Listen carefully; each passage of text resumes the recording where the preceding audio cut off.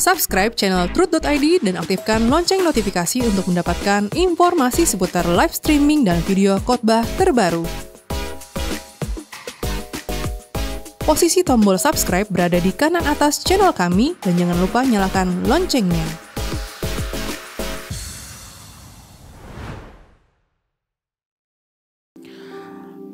Selamat pagi parents.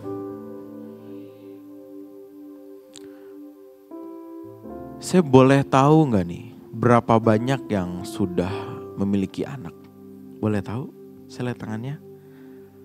Oke, thank you. Selebihnya masih on progress ya, masih on progress. Di sini juga saya mau mengucapkan selamat datang untuk Pastor Stephen. Ini ternyata teman saya udah lama banget. Tahun berapa terakhir ketemu ya bro ya? I think 10 tahun lebih loh kayaknya ya. Kita sama-sama di persekutuan anak hamba Tuhan. Beliau ini juga anak pendeta. Kita ketemu di sana, terus begitu ngeliat flyer, lah dia lagi. Happy sih ketemu sih. Thank you ya bro, welcome ya. Thank you udah datang. Parents, mendidik anak itu sesuatu yang ada seninya. Mendidik anak itu pengalaman saya sama istri saya ya. Itu sangat berbeda dengan apa yang kita bayangkan ketika kita membaca buku atau mendengar seminar atau knowledge mengenai parenting. Tentu kita membutuhkan hal seperti itu. Istri saya sebelum punya anak dia belajar terus. Dia punya anak pun dia belajar terus. Sampai hari ini pun kita masih belajar terus. Rasanya mendidik anak itu gak ada ujungnya. Gak ada ujungnya. Ada berbagai macam knowledge, pengetahuan di luar sana mengenai parenting yang hari ini juga akan disampaikan oleh Pastor Stephen nanti. Tapi setiap anak pun memiliki cirinya masing-masing. Begitu kita mendengar satu knowledge mengenai parenting, bagaimana kita menerapkannya pun menjadi satu PR tersendiri bagi kita orang tua dan bagi anak yang menerima. Karena ketika didikan itu tidak turun dengan efektif, dengan tepat kepada mereka, pesannya menjadi pesan yang jadi gampang hilang begitu saja, tidak berdampak besar kepada anak. Karena itu mengurus anak memang ada seninya. Tetapi parents, Bapak Ibu Saudara sekalian, para orang tua dan calon orang tua. Sebaik apapun kita mendidik anak, tetapi kalau anak kita tidak menjadi manusia yang mengasihi Tuhan, kita gagal. Sehebat apapun, sebanyak apapun knowledge yang kita dengar mengenai parenting, tetapi kalau kita tidak menciptakan manusia yang mengasihi Tuhan, kita gagal di sana. Karena itu goal tertinggi adalah bagaimana anakku bisa mengenal Tuhan dengan benar. Itu yang pertama. Yang kedua, bagaimana anakku bisa melihat sosok manusia yang mengasihi Tuhan. Itu yang ketiga. Yang kedua dan yang ketiga. Bagaimana anakku bisa menyerahkan hidupnya untuk Tuhan. Yang pertama mengenal, yang kedua melihat sosok yang pasti harus dari kita. Dan yang ketiga, dia bisa mengambil keputusan untuk aku mau melayani Tuhan. 3 step ini sangat berat atau hampir mustahil tercapai, terutama yang ketiga.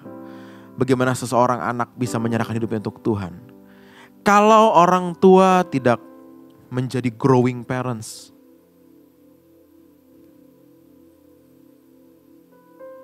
Kalau orang tuanya bukan orang tua yang bertumbuh dalam Tuhan, orang tuanya hanya memikirkan apa yang dunia ajarkan, target-target kehidupan. Kalau pikirannya hanya berkutat di sana, engkau tidak mungkin menjadi dampak bagi anakmu. Dan semakin sulit dunia hari ini, semakin sedikit juga orang tua yang layak menjadi contoh manusia yang mengasihi Tuhan. Kalau menjadi orang tua yang menjadi contoh karena kerja keras, karena tanggung jawab hidup dalam hal bisa bawa jalan-jalan dan segala macam, itu banyak orang tua yang seperti itu. Walaupun yang rusak pun juga banyak di luar sana. Tapi menjadi orang tua yang menunjukkan tanggung jawab sebagai manusia, yaitu bisa bekerja, ngurus keluarga dengan baik, ini masih bisa ditemukan. Masih cukup banyak lah. Tetapi ketika berbicara mengenai menjadi orang tua yang mengasihi Tuhan, percayalah parents, sangat amat sedikit. Jadi kalau kehadiran kita semua pada pagi hari ini tidak membuat kita mau mengambil langkah untuk aku mau menjadi growing parents yang bertumbuh dalam Tuhan, percuma datang ke sini. Karena setiap knowledge bisa kita dapatkan banyak di luar sana. Tapi di sini lebihnya adalah ada ahlinya nih yang datang. Ahlinya ahli gitu ya, Pastor ya. Core of the core, kata siapa sih di YouTube tuh. Core of the core, ahlinya ahli gitu loh. Bisa nanya kita. Kalau kita nonton di YouTube kita gak nanya. Tapi satu anugerah dari Allah kita bisa berkumpul bersama mendengar nanti sedikit knowledge dari Pastor Stephen. Saya katakan sedikit, bukan sedikit itunya ya ilmunya, tapi waktunya. Karena gak mungkin bisa banyak. Itu satu anugerah loh kita bisa belajar. But lebih daripada itu, mari kita memiliki target yang lebih jauh parents. Target yang lebih dalam dari sekedar gimana anak-anakku bisa dengerin aku. Ini kan masalah orang tua muda nih biasa nih. Bagaimana anakku gak begitu jadi manusia gadget. Bagaimana anakku kalau ngumpul sama orang tua gak megang handphone. Dan segala macam. Lebih daripada itu, mari kita ajak parents semua, orang tua, para orang tua dan calon orang tua di sini, kita memiliki satu pandangan yang lebih jauh lagi. Bagaimana aku bisa melakukan apa yang Tuhan mau dalam hidup dia. Untuk itu menjadi growing parents itu menjadi suatu hal yang mutlak. Growing parents adalah orang tua yang bertumbuh. Bukan hanya knowledge mengenai parenting. Saya akan katakan ini berulang-ulang. Karena itu bisa didapatkan. Tetapi ketika kita berbicara mengenai growing parents dalam hal kerohanian, ini harus diusahakan. Karena dengar firman udah banyak kita. Udah ratusan, mungkin bisa ribuan khotbah kita dengar. Tapi once kita mau melangkah menjadi growing parents, berarti kita harus mati-matian di sana. Ini berbicara mengenai satu dimensi kehidupan yang diserahkan seutuhnya untuk Tuhan. Engkau tidak berhak memiliki hidupmu lagi. Engkau tidak berhak hanya hidup suka-suka sendiri. Tapi hidupmu hanya satu. Aku mau menyenangkan Tuhan. That's growing parents. Yang sangat amat langka jumlahnya di dunia ini. Padahal growing parents memiliki dampak kekal. Bukan berarti ketika kita tidak menjadi growing parents tidak ada dampak kekalnya. No, tetap kekal juga. Karena kita ada roh. Kita memiliki roh yang kekal. Yang diberikan dari Allah Bapa segala roh kepada kita semua dan kepada anak-anak kita. Tapi masalahnya kekalnya di mana? Kekal bersama dengan Tuhan atau kekal terpisah dengan Tuhan?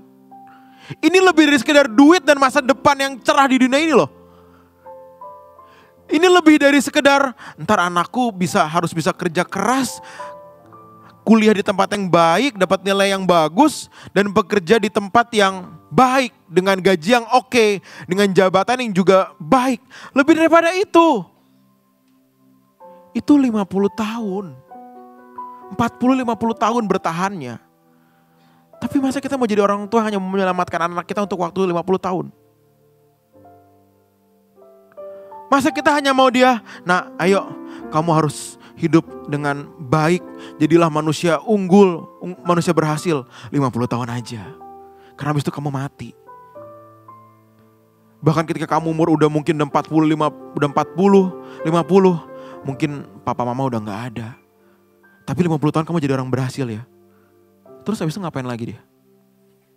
Kerja keras bisa gak? Bisa. Lihat cara kita hidup. Kita bangun pagi, kita pulang malam, kita kerja, kita meeting. Anak kita, Pak temenin tidur, sorry papa mesti meeting, ada kerjaan. Anak kita jadi melihat, oh papaku kerja. Tapi kalau hanya 50 tahun, sayang. Pernahkah anak kita melihat kita berdoa? Dikala semua tidur, dia kebangun malam-malam ke toilet anak kita. Dan lihat kita berlutut berdoa, pernah enggak? Pernahkah ketika dia ada masalah, kita menjawab masalah itu dan kita melibatkan Tuhan di dalamnya? Pernahkah kita gitu? Atau kita hanya menjawab dari berbagai macam teori parenting? Salah enggak? Saya enggak bilang salah juga. Tapi keberadaan Tuhan harus menjadi pesan yang selalu disampaikan. Ingat ini. Keberadaan Allah, keberadaan Tuhan harus menjadi sesuatu yang selalu disampaikan. Apalagi anak kita masih kecil, misalnya saya 6 tahun James, 4 tahun Jordan. Dia gak ngerti Tuhan itu seperti apa. Ngomongin Tuhan juga dia bingung kok. Tuhan di sini ya. Kan di sini keras. Tuhannya di mana? Mau jelasinnya apa? Di hati. Apa itu hati? Di liver kita kah? Di mana? Tuhan di sini. Kan waktu itu kita pernah ngobrol ya. Tuhan tuh di hati, di sini kok James. Kita mengenal dia kok James. Di sini kok James. Kan di sini keras. Tuhannya di mana? Dia ngomongin Tuhan bingung. Untung dia gak nanya. Setiap malam ketika kita ngajarin dia untuk berdoa sebelum tidur, untung dia gak nanya, terus Tuhan jagainnya pakai cara apa? Apakah Tuhan bawa satpam? Tuhan jagain malam hari ini kami mau tidur ya, thank you Tuhan. Tuhan jagainnya gimana? Coba jelasinnya gimana? Oh ada malaikat-malaikat, no makin ribet lagi kan? Mana malaikatnya? Emang malaikat kayak gimana? Malaikat punya sayap. Bajunya putih misalnya. Bajunya putih, punya sayap. Dia mikir lagi ntar. Terus, kenapa gak kelihatan? Iya gak kelihatan, tapi ada. Nah, itu buat anak kecil tuh gak gampang loh menerima realita itu. Dia cuma nurut aja sama orang tua. Oh iya, ayo doa, ayo amin, udah. Tapi sebenarnya di kedalamannya dia pasti bingung. Cuman kita paksa menerima keberadaan tentang Allah. But ya memang umur segitu ya begitu. Mau gimana? Kita ke sekolah minggu waktu kecil emang kita ngerti Tuhan itu apa. Bahkan sampai hari ini juga kita belum tentu ngerti Tuhan itu apa. Sampai hari ini belum tentu parents yang hadir ngerti Tuhan itu apa dan maunya apa. Belum tentu ngerti. Apalagi 6 tahun. Kita aja bisa gak sadar akan keberadaan Allah. Apalagi dia. And then bagaimana kita mendidik dia menjadi seorang manusia yang one day dia tahu aku harus menyerahkan hidupku untuk Bapa sepenuhnya. How? Nah inilah dibutuhkannya yang pertama tadi, growing parents. Artinya apa? Orang tua yang selalu bertumbuh mengasihi Tuhan. Ini yang sering dikhotbahkan di atas setiap hari Minggu. Doa malam, hari Jumat, suara kebenaran hari Selasa. Semua begini, menjadi manusia Allah yang sejati. That's growing parents. Bukan parents yang belajar teologi atau doktrin. Enggak. Tapi parents yang mau tahu kehendak Allah. Menjaga hidup untuk tetap bersih. Dan pasti dia jadi contoh untuk anak-anaknya. That's growing parents. Yang sangat amat langka. Itu yang pertama, menjadi growing parents. Nah, hal kedua yang mau saya sampaikan di sini. Bagaimana kita mendidik anak kita untuk bisa menjadi pribadi yang mengasihi Tuhan dan menyerahkan hidupnya untuk Tuhan.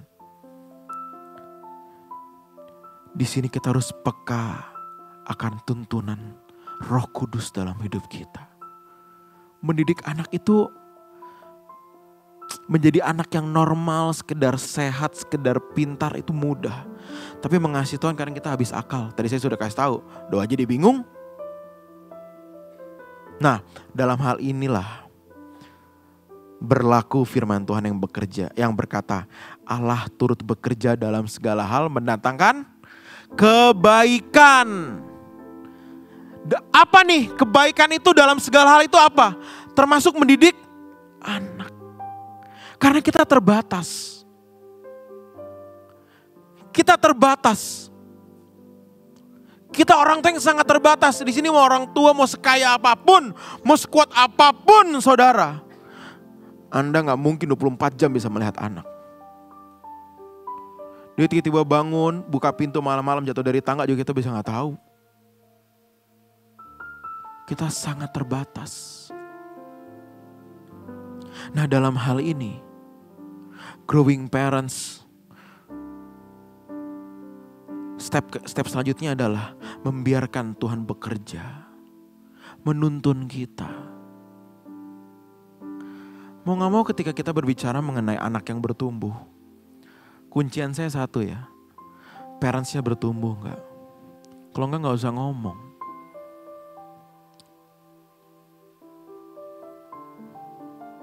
Sedih loh, melihat anak-anak yang tumbuh tanpa suatu pengertian bahwa ada Tuhan. I know that's not easy. Saya tahu itu tidak mudah. Tapi disitulah Tuhan memampukan kita. Tuhan bekerja ketika engkau mau. Kalau engkau gak bisa.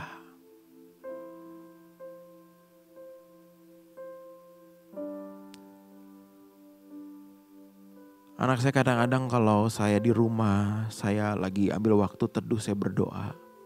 Dulu anak saya terus ketok-ketok pintu. Gak pernah berhenti nih sampai dibukain.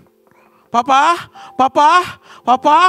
Handle pintu jegrek, jegrek, jegrek, jegrek, jegrek. Gak sejam, gak Jordan, jegrek, jegrek. Papa, papa. Aduh, diemin dulu deh sampai anak nyerah sendiri. Gak nyerah-nyerah. Papa, papa, papa. Oke, sekali dua kali. Gak gampang juga gak kesel begitu. Tapi oke lah, sekali dua kali oke. Tapi 3 kali, papa kalau berdoa papa gak mau diganggu ya James. Emang kenapa? Kok James di dalam aja diem. Di samping berdoa, gak mau. Papa mau berdoa sendiri. Nanti abis itu kita main. Kita biarin papa berdoa dulu. I don't know ini bener atau enggak ya Pastor Stephen ya. I don't know, nama kita kebetulan sama lagi kan. Bedanya nih pakai V double E. Betul enggak? V-E-E-N. Kalau saya pakai PH. Saya nggak tahu itu bener atau enggak ya, sorry ya. Tapi karena saya nggak tahu harus ngapain, jadi itu yang saya pikir terbaik gitu loh. I don't know. Kadang-kadang kita orang tua kan nggak tahu gimana caranya, tapi bagi kita yang terbaik adalah begitu ya udah ya nggak sih. Tapi kadang kita nggak tahu itu baik atau enggak. Karena itu memang kita harus menjadi growing parents dalam segala hal. Dalam segala hal terus belajar dan terus belajar. James, Jordan, kalau papa berdoa, kamu gak boleh berisik. Gak boleh gerak-gerak ketok-ketok pintu, gak boleh. Main-main pintu gak boleh. Nanti abis itu kita main. Tapi papa berdoa dulu ya nak. Papa berdoa dulu ya guys. Kamu manggil guys. Papa berdoa dulu ya guys. Abis itu kita main. Udah. Saya gak tahu cara yang baik. Kenapa? Karena itu yang saya terima dulu dari papa saya. Sama. Papa saya lagi berdoa. Pa. Ternyata gue ngalamin juga dong. Pak. Papa saya keluar matanya merah, nangis doa kan. Ngapa, Pan? Kenapa? Kenapa nangis-nangis ya? Saya gak ngerti. Kok doa nangis-nangis mata merah gitu. Terus bukan Peres mukanya melotot-melotot gitu ya. Tau lah. Dia diem aja kayak melotot, apalagi melotot kan gitu kan. Papa lagi berdoa, kenapa gitu. Ya gak apa-apa sih. Mau ketemu aja. Simpel kan, karena anak mau ketemu aja, gak ada urusan. Mau ketemu aja urusannya gitu loh. Oh ya udah. Tapi itu terekam di sini. Itu terekam di sini. Dan jadi saya tahu dari hari itu. Dari kejadian saya demi kejadian ya. Papa saya pulang ngomong bentar, dia berdoa. Apa persiapan khotbah. Kita kan kayaknya, lu sibuk banget sih. I don't care mau ngomongin Tuhan, mau ngomongin doa, mau ngomongin persiapan. Tapi gue mau ditemenin, betul gak? Kan kids pikirannya segitu aja gitu, karena maunya main gitu loh. Tapi ya orang tua memiliki jalan pikirannya sendiri. Dengan keadaan keluarga masalahnya membentuk dia sampai hari ini. Same dengan kita semua. Kita terbentuk karena keadaan kan. Kita menjadi orang tua yang seperti hari ini karena keadaan. Bukan karena pilihan kita. Jadi terekam. Jadi apa hari ini? Saya yang ada di otak saya. Papa saya berdoa. Dan karena berdoa dia ninggalin anak. Sebenarnya begitu. Jujur aja. Itu saya tumbuh dengan pikiran seperti itu loh. Papa saya sering berdoa. Tapi kalau saya ketok-ketok dia marah. Jadi kalau berdoa saya gak mau ganggu dia, kenapa? Karena marah. Bukan karena dia pertemuan dengan Tuhan gitu ya. Saya gak peduli. Dulu kan, dia marah. Jadi saya gak mau ganggu dia doa karena dia bisa marah. Nah, saya jadi ingat hari ini gitu loh. Karena itu kalau saya ngomong sama anak-anak, nanti ya. Karena kalau saya marah image-nya apa? Kalau saya gangguin papa doa, ntar papa marah. Kesannya apa? Tuhan lebih istimewa dari aku. Itu hal yang bagi kita, yes, kasih Tuhan lebih dari segalanya, amin. Tapi bagi anak, gak bisa. Dia belum mengerti tuh konsep mencintai Tuhan lebih dari segalanya. Belum ngerti. Oh, papaku lebih sayang Tuhan ya. Aku jadi kurang. Simple.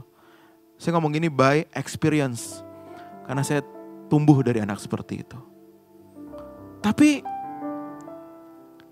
hari ini saya jadi ngerti. Memang ada sisi di situ yang kayak ada missing puzzle di situ. Dari parenting Pak Eras dan Ibu Suharni dalam hidup saya. Tapi satu piece yang besar yang saya dapatkan apa? Mereka mengasihi Tuhan, that's it. Cara parentingnya kok begini? Itu yang mereka tahu. Itu yang papa mama saya tahu. Saya salahkan mereka enggak? Mereka enggak tahu. Emang hari ini cara parenting kita benar. Kita kan dapat dari didikan kan. Kita dari input kita belajar dari berbagai macam sources. Apakah yang terbaik untuk anak kita? Belum tentu. But this is the best we can do. Betul gak? This is the best we can do. Gak apa-apa. Tapi lebih daripada itu. Ketika kita mau menjadi growing parents. Di situ Allah akan memperlengkapimu menjadi orang tua yang baik. Allah akan memperlengkapimu menjadi orang tua yang bisa jadi contoh. Karena itu buat para parents yang datang pada pagi hari ini. Satu syarat untuk mencetak manusia Allah. Cintai Tuhan lebih dari segalanya. Gak ada yang lebih hebat daripada itu. Ilmu parenting bisa beda. Keluarga banyak yang memiliki cacat. Ada karakter yang menjadi kecacatan dari keluarga kita. Entah kitanya, pasangan kita. Kebiasaan-kebiasaan dan segala macam. Belum ngomongin mertua, ngomongin orang tua. It's a complex things gitu loh. Kalau ngomongin keluarga ya, Pastor ya. Dalam kondisi seperti ini, dunia yang tidak ideal, dunia yang semakin rumit, semakin susah, mendidik anak semakin sulit, pengaruh dunia seperti tsunami yang menghantam anak kita. Mencintai Tuhan akan membuat engkau bisa dituntun Tuhan, menuntun anak-anak ini. Anak-anak ini belum mengerti apa itu dituntun Tuhan, tapi orang tuanya kalau nggak ngerti, kacau semua. Kasih Tuhan lebih dari segalanya. Hidupmu bukan untuk dirimu sendiri. Hidupmu bukan hanya untuk memiliki anak dan membesarkan mereka. One day kau akan mengembalikan mereka kepada Tuhan. They are not yours. Itu punya Tuhan. Karena itu tadi waktu doa saya sebelum saya bawa firman apa? Tanggung jawab kita membesarkan anak dan mengembalikan. Ingat, kita hanya punya waktu maybe generasi ini, generasi anak kita mungkin cuma 10-15 tahun kita bisa mendidik mereka. Kalau dulu anak-anak, kalau mungkin dulu bapak ibu masih muda mungkin masih bisa diketek orang tua sampai umur mungkin masih gede ya. 20-an gitu loh. Tapi anak hari ini belum tentu. Waktu kita semakin pendek mendidik mereka. Kemarin malam saya ke Gavoy, ketemu orang sampai jam 10:30 malam.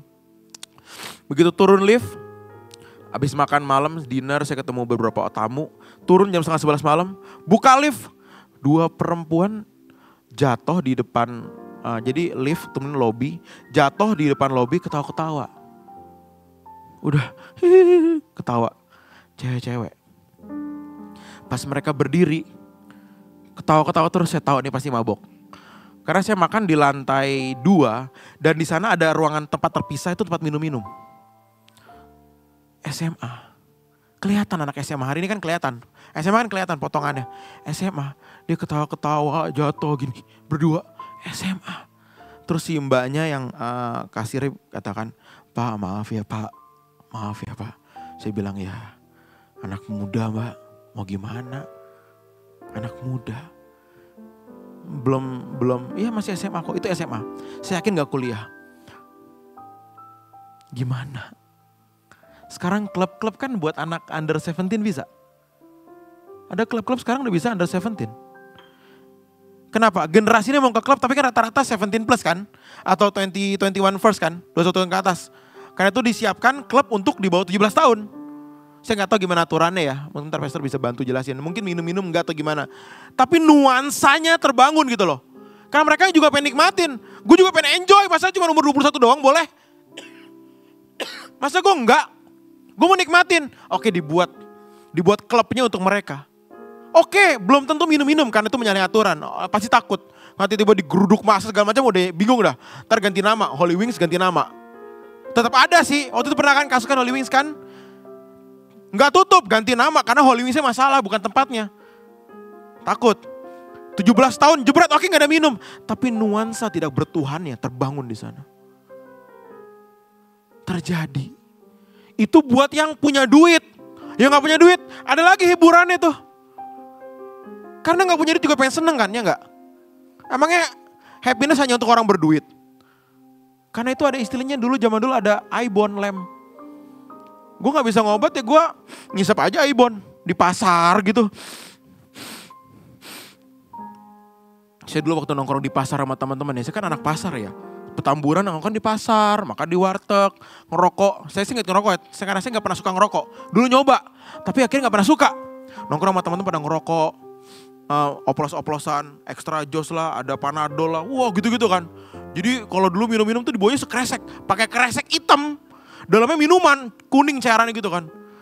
Minum-minum gitu, saya minum sekali gak suka. Ngerokok, untung gak suka loh. Untung gak suka, lu nyoba-nyoba ya, gak suka. Itu tuh. Kapan? Itu umur berapa? SMP. Itu zaman saya. Itu udah, I think udah 20 lebih tahun yang lalu. But hari ini jauh lebih rusak. Lebih terbuka lagi. Serem. Dan orang tua tinggal berkata apa sama gereja? Tolong dong anak saya diurusin. Tolong ya Ko Stephen, saya titip anak saya. Baru begini. Tatap titip. Apa mau dikirim? Emang saya apaan nih? Justip apa? Titip anak saya ya. Gereja justip. Tolong dong Ko Stephen, kasih tahu dia nurut sama orang tua. Lah, Anda aja gak didengerin. Sekarang mau saya yang ngomong, yang baru pertama kali ngomong sama dia pengen dengerin. Mustahil. Tolong dong Pak Eras dulu gitu. Pak Eras tolong nih bilangin sama anak saya nih. Tuh, ilfil dia sama gereja. Ketemu Pak Eras jarang, giring ketemu. Kamu menurut orang tua ya, coba. 4 dia sama Pak Eras. Jujurnya 4 apa Eras? Nih orang jarang ketemu gue, gini ketemu gue ngasih tau gue. Lu gak tau hidup gue bos. Lu gak tau hidup gue. Lu gak gedein gue, lu gak di rumah bareng gue. Lu gak tahu orang tua gue tindakannya gimana di rumah. Nah, gimana kalau Peres digituin? Untung mereka segen. Coba kalau digituin gimana? Mereka punya alasan gitu loh. Anak sekarang beda, pinter anak sekarang. Ayo nurut orang tua. Gimana nurut kok Evan? Di rumah aja berantem mulu. Tinggal saya ketemu orang tuanya. Nurut sama Tuhan. Kok saya balikin lagi. Come on, kadang kita orang tua gak fair. Kita mau anak kita ke gereja padahal engkau sendiri males kok. Orang tua tuh, kalau anak rusak saya tunjuk. Bapak mamanya. Pasti saya tunjuk pertama. Lihat anak begini nih, pasti gak diurus. Anak ini terbentuk oleh keadaan sama seperti kita terbentuk oleh keadaan, betul gak? Kita gede menjadi seorang yang liar, brutal, nakal. Emang milih? Kita gak milih, kita belum sadar. Begitu kita mulai memiliki kesadaran baru tahu, kok Gus rusak ini ya, betul gak? Mereka pun gak sadar. Aku terbentuk oleh keadaan. Kenapa aku setiap di meja makan aku buka handphone? Karena orang tua aku pun seperti itu. Selesai. Mau ngomong apa? Kadang kita gak ngaca. Aku growing parents atau enggak? Aku parents yang jadi contoh enggak? Enggak. Tapi pengen, aku mau anakku rajin berdoa. Cueh, lu aja kagak. Saya kalau ngomong orang tua bisa gitu loh. Bapak ibu jadi contoh deh. Jadi contoh deh. Maaf ya jadi kayak ngegas ya. Sorry ya. Ini Betawinya muncul jadinya nih. Kalau udah gini-gini kayak Betawinya muncul nih. Come on, be fair. Be fair. Ayo kita jadi fair. Harusnya fair. Jadi orang tua tuh gak cuman. Maaf ya. Bikin ceprot, keluarin duit, gedein. No. Bayar harganya mahal. Mematikan daging untuk kau jadi contoh itu sangat amat mahal. Karena yang berat itu bukan cari duitnya. Tapi jadi contohnya yang berat. Tapi ya oke, kalau hari ini kita udah punya anak. Atau one day akan jadi papa Irma Eriko bentar lagi kan? Bentar lagi kan due date-nya? Ini kebetulan waktu premarital class mentornya kita yang ya. Eriko ini. Nah, oke, kita udah punya anak. Tentu kita punya anak kan bukan karena asal-asalan kan. Aku pengen punya anak nih. Memang hari ini banyak orang mau punya anak karena gengsi. Malu ditanyain keluarga terus. Ini budaya-budaya yang harus hilang dari bumi pertiwi kita nih. Kok gak punya anak? Sakit ya? Kepo banget sama hidup orang. Kesel deh. Kok gak punya anak? Kenapa? Coba ke dokter ini. Tetangga saya berhasil punya anak nih program sama dia. Oh gak bisa ya? Kenapa? Cowoknya ya masalah. Gila. Kok gak bisa sih? Kenapa? Coba cek ke dokter ini deh. Coba cek ke Singapura deh. Coba cek bla bla bla bla bla deh. Jangan-jangan ada masalah di reproduksi segala macam. Come on. Kalau nggak punya juga ya udah. Ngomong ini nggak gampang ya. Saya tahu ngomong ini nggak gampang. But jangan punya anak karena ditanyain terus capek. Akhirnya kita kenal beberapa orang yang keluar duit bisa 90 juta, 70 juta. 60 juta, 100 juta lebih untuk punya anak. Oke, kalau dia benar-benar mau, that's okay. Ada inseminasi kan banyak program hari ini ya, segala macam ada banyak gitu loh. Tapi kalau karena gengsi, engkau gak mungkin mau bayar harga nanti. Jadi hari ini butuh parents yang punya anak dan akan punya anak. Sebelum saya mengakhiri sharing saya pada pagi hari ini, pesan saya adalah mari kita bayar harga. Jadilah growing parents. Jadilah orang tua yang mencetak manusia Allah. Bayarlah harganya. Jadilah parents yang mencintai Tuhan. Hidup untuk kesenangan Tuhan. Seutuhnya. Amin semua. Amin. Selamat mengikuti sesi selanjutnya. Kita akan mendapatkan banyak hal di sini. Sekali lagi saya mau thank you untuk Pastor Stephen yang nanti akan menyampaikan banyak hal baik untuk kita semua. Thank you ya Pastor ya, thank you. Dan juga rekan-rekan sekalian, kita ikuti sesi dengan baik. Soon juga akan ada sesi lagi, betul ya Pastor Reza ya. Pastor Reza kebetulan di departemen family ini kebetulan. Ya Pastor Reza ya, setelah ini ada lagi ya. Setelah ini ada sesi, kita bikin pertemuan lagi selanjutnya. Kita akan bikin lagi. Mari kita selamatkan generasi ini. Amin. Kita selamatkan generasi ini. Amin. Amin. Peranmu sangat besar. Mari kita berdoa. Mari kita berdoa. Bapa, anak yang Engkau titipkan kepada kami adalah satu tanggung jawab yang pasti bisa kami penuhi dengan baik. Tidak ada yang kebetulan dalam hidup kami, Bapa. Apalagi keberadaan anak kami hari ini. Tidak kebetulan mereka ada di dalam genggaman tangan kami, Bapa. Karena Engkau tahu kami adalah orang tua yang terbaik, yang paling pas untuk anak kami semua. Mampukan kami, Bapa, menjadi orang tua yang bertumbuh dan mengasihi Engkau. Menjadi manusia Allah, menciptakan manusia-manusia yang mengasihi Engkau dan mau menyerahkan hidupnya untuk kemuliaan nama-Mu. Terima kasih ya Bapa. Aku serahkan dalam tangan-Mu sesi-sesi yang akan berjalan. Setiap pembicara yang akan berdiri di sini, biarlah Engkau urapi dan berbicara dari hati-Mu sendiri. Hanya dalam nama-Mu Bapa kami berdoa dan mengucap syukur. Hanya di dalam nama Tuhan Yesus Kristus. Haleluya. Amin.